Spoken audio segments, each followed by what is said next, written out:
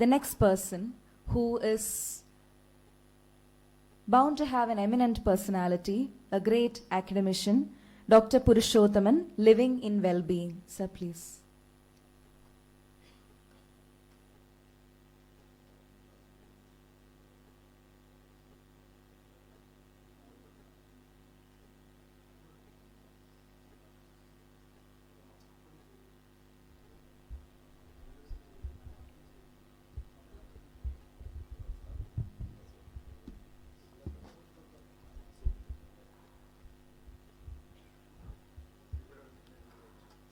By the blessing of Supreme Being, the Almighty God, my heartfelt salutations to each and everybody assembled here in this auspicious occasion, in this great ambience, where we are assembled under the umbrella of United Nations in association with United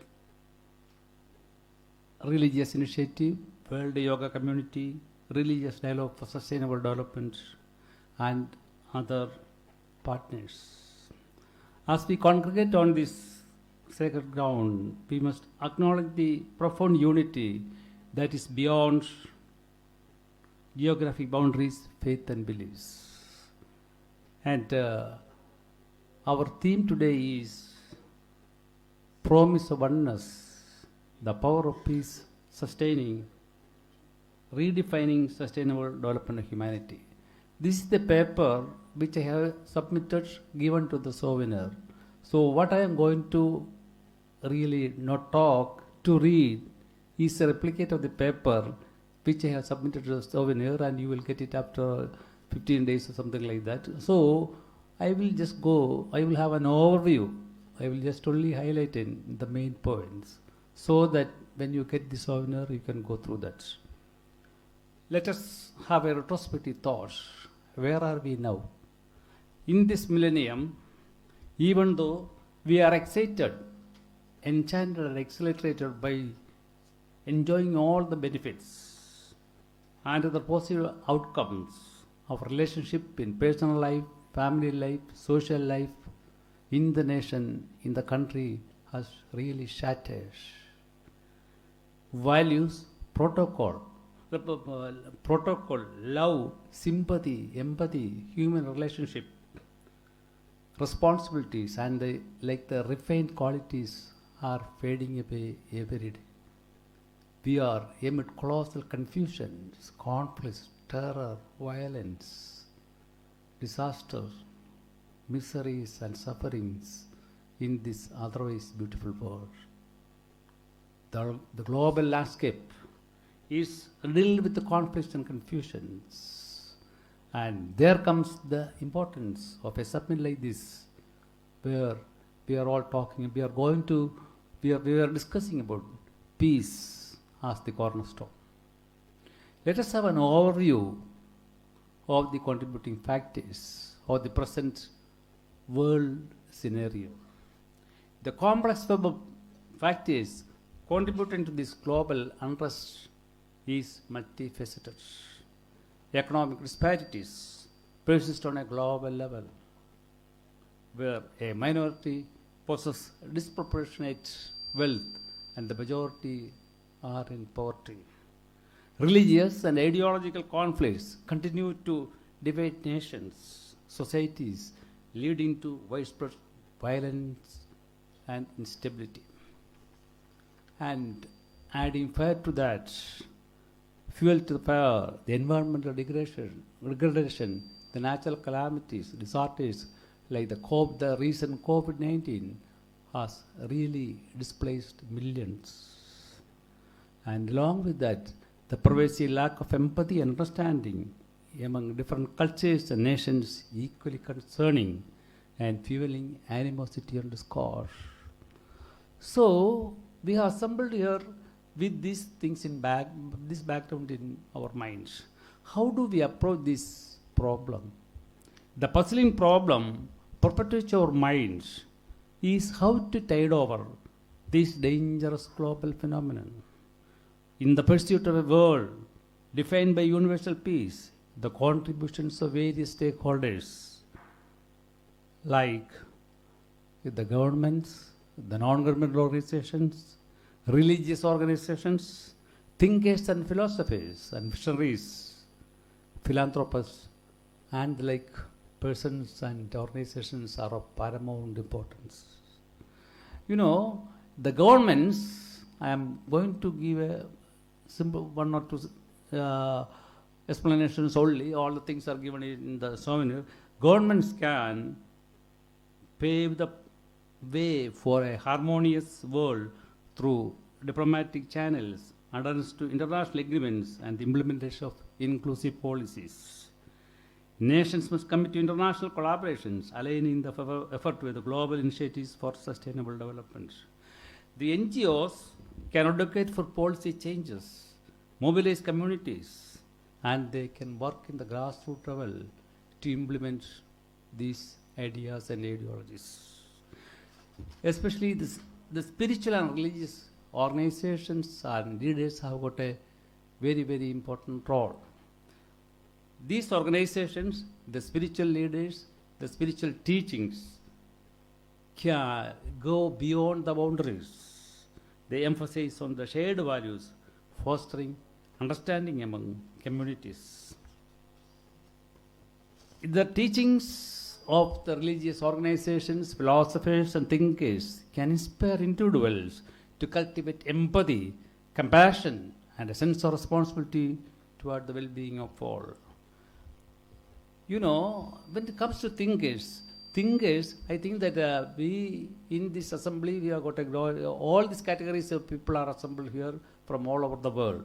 So I think that through the writings, speeches, critical reflections, thinkers can offer intellectual foundation upon which societies can build inclusive and equitable structures.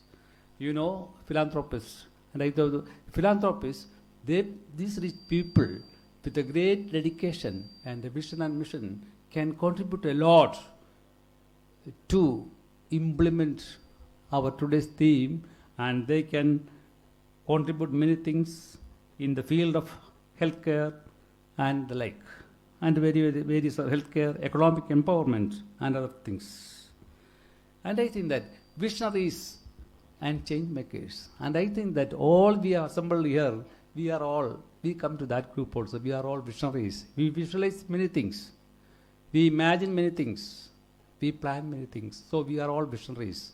And I think that we visionaries can make a lot of ideas and ideologies. And that will be future, that will be implemented, that will become actualized in the near future. And in this scenario, we are all talking about global peace. I would like to say a few words about Global Peace Index. That's very important. The Global Peace Index, is a study conducted by the Institute of Economics and Peace and states that nations and diverse nations based on violence, safety, and conflict levels. The findings of the Institute of Economics and Peace says that nations with the higher peace levels enjoy more excellent social progress, economic prosperity, and environmental sustainability. Do you know that the global violence in the 2020, as per the studies, state that it has cost about $14.5 trillion for the total violence caused by the total violence all over the world. And this shows the magnitude of the problem. So, in this scenario, the Global Peace Index reminds us that universal peace is not merely the absence of conflict, but a state of being that nurtures cooperation, understanding, and shared well-being. In this connection, we are all talking about love, the power of love, often deemed intangible, manifests in acts of kindness, empathy, and compassion. And love is a force that goes beyond boundaries, fostering connections that unites us as a global unity. Now, our sub-theme is redefining sustainable development of humanity. So, with all these things all these ideas in our minds, all this discussion, I have enumerated some points that will give an index of redefining sustainable development of humanity. In that connection, in that strategy, peace is the most important thing. Peace becomes the cornerstone. Peace contributes to social stability, fostering an environment where individuals can flourish and communities can thrive. Redefining humanity's sustainable development is an urgent task, focusing on key elements such as a holistic approach centered on peace, social equity, cultural preservation, and human flourishing. This redefined sustainable development promotes social equity, economic inclusivity, and environmental stewardship, addressing income disparities, ensuring equal access to education, healthcare, and responsible resource management. And redefining sustainable development of humanity is a vision worth pursuing. Together, I think that we can make it a reality. And at the core of this, our theme, redefining sustainable development, is all about enhancing human flourishing and abundance in the personal, family, social life. It is all about creating societies where individuals have the opportunity to lead meaningful lives, where their basic needs are met, and where they can pursue their full potential. For this, a holistic approach that considers economic prosperity, social inclusion, and environmental sustainability and cultural richness are needed. Now, today, let us take a pledge for a brighter future. In our grand mission, embracing the harmonious integration of, in that case, a harmonious integration of science and spirituality is highly needed. Science and spirituality should go hand in hand. Previously, science and spirituality were going in different directions. Now, science has come closer and closer to spirituality. And one day, both these domains will become one and the same.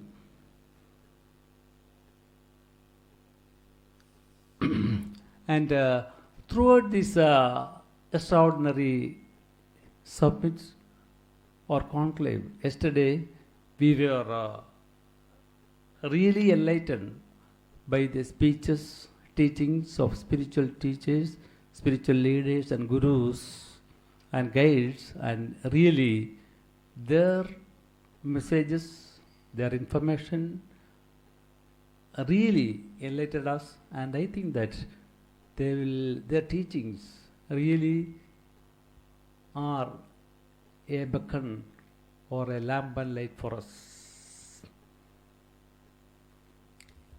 Even though I have got a special thing to say, from the beginning of time, from ages, people, religious teachers, spiritual teachers, philosophers, thinkers were all trying to make changes. We teach spirituality, we teach religiosity, we read and write and all these things. But if we closely observe, we can find that changes are very minimum. Of course, changes are taking place. Why? I have one thing to say. Unless and until we understand the most precious possession in our life. When we ask what is the most precious possession in our life, we may have many answers. But I believe that the most precious possession in our life is our own mind. Unless and until we understand the mind, Unless and until there is a radical positive change in our mind setup, there is no spirituality, no religiosity, no transformation, no enlightenment. So, knowing the know-how or how to change our mind setup is the key point. So, is it possible? Yes, it is possible. You know that I will take 1 or 2 minutes also. We thought that the human mind, the human thinking cannot be changed. We thought that after 20 years or 30 years, brain will not develop. Now the recent advance in science and technology and the neural sciences and say that the human mind and the brain is highly flexible, pliable, and any change can occur in anybody at any point of time. So we are all talking about changes. We are all talking about peace, love. But in actual life, if we sincerely observe ourselves, most of the time we haven't changed. Of course we have got change. We preach a lot of things, but change hasn't happened. It's only because, as I am repeating that, it is due to the lack of the know-how. There's a method, and that method is just, I will use a technological term, that's a reprogramming of the mind. You know, the human brain and the mind is just like a computer. Just like reprogram the personal computer, we can reprogram our mind and brain, and suddenly radical changes will come. So when a computer is with a virus, what happens? The system hangs. You take it to a programmer. The programmer will uninstall the virus signature, install a new software, the system changes. In the same way, the human brain, the recent advance in science and technology and neuroscience is saying that the human brain and mind can be changed by reprogramming.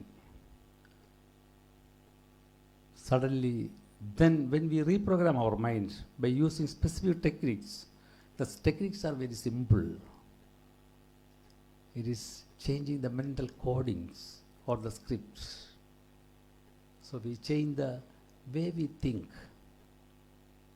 The words that we use, the word can change. So the way you are, what you are thinking, if you can change if you really want to change, we can change our minds. And definitely, if we are practicing, if we are reprogramming our mind, if we are really changing our mind setup, then all this, what we are visualizing, will definitely happen. And in conclusion, let us collectively and solemnly pledge for our sincere commitment to actualize the vision and mission of this summit for a renewed life journey where the power of peace is the lamp and light. Now let us sincerely seek the esteemed support, association and collaboration on all the things, all persons all over the world, so that there will be universal peace and love, and we will attain a state of human perfection, excellence, harmony, happiness, peace and love in the days to come. And let our slogan or mantra be sustainability through oneness, flourishing in peace. And let this, our association, this meeting, this be a stimulating factor. Let us have a renewed life journey after this association of this meeting.